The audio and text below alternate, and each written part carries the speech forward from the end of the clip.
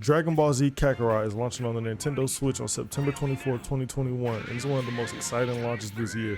Not only because of the newcomers that can get into Dragon Ball Z, but also for the hardcore fans that get Dragon Ball Z on the go. Now, it is launching over a year after the initial release, and I just want to let you know what to expect and give you a couple pros and cons before you decide that this is the port that you want specifically. Before we get into that though, I would need you guys to like the video, comment if you planned on picking up Kakarot for the Switch, and subscribe to the channel. With the free sub, you get videos every week. That sound good? Bet. Now, let's get back to the video. Let's start with the pros. The first being the price. For $59.99, you're getting access to the base game, the first DLC, and if you pre-order, you get the same pre-order bonuses from the first launch, as well as a couple other things that I'll mention later because I feel like they deserve a separate segment. But this is a steal considering all of the content that comes with it. The second pro being the most obvious, that you get Dragon Ball Z from beginning to end plus 2 extra DLC that you can play on the go.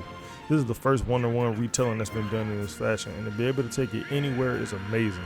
The fact that they're able to even get it on a console like the Switch opens up Dragon Ball to a whole new audience of people that will otherwise not pay attention to this game or want an experience outside of fighting games like Xenoverse 2 and Fighters. The last huge pro is the announcement of the sub-stories where the fusion characters Gotenks and Vegito will be playable exclusively on the Switch for a limited time. This is a huge incentive given that in the base game you can play them for what feels like 5 seconds. You can only play them again if you use the time machine, which gets boring because it's the same fight.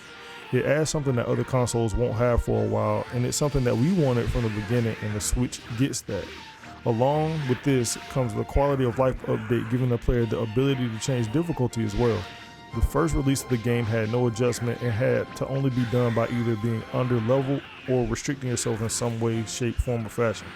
These are two inclusions that the community has been asking for, and it being immediately available on the Switch is definitely a reason to get this port. And while small, the last good thing is the possibility of motion controls. Xenoverse 2 for the Switch had them, and while they were a bit gimmicky, they worked, and in my opinion added to the immersion and give kids a chance to Kamehameha wave in our living rooms like we all did when we were younger. As for the cons, we all know that the Nintendo Switch isn't the most powerful console, so in handheld mode it will most likely be held to 720p and 30 FPS, and docked I still see it being 30 FPS, which isn't an issue with most games, but this game has a lot going on at times, and in the heat of the battle, even a spirit bomb will drop frames on PC like it's nothing. So you can only imagine this being exacerbated by the hardware being subpar. But this is only a handheld mode for real, as I imagine the docked experience should be a little bit better, which is the case with most games on the Switch anyways. The only other real con isn't much of an issue for a lot of people, but it's the controller. There is a lot of moving around with the analog stick, and the Joy-Cons are known to get some drift, so I would suggest picking up a Pro controller for this game if you are going to pick this up. Hopefully this helped in your decision making if you're going to cop Dragon Ball Z Kakarot for the Switch. And if you want to see gameplay, subscribe to the channel and like the video, and until next time, peace.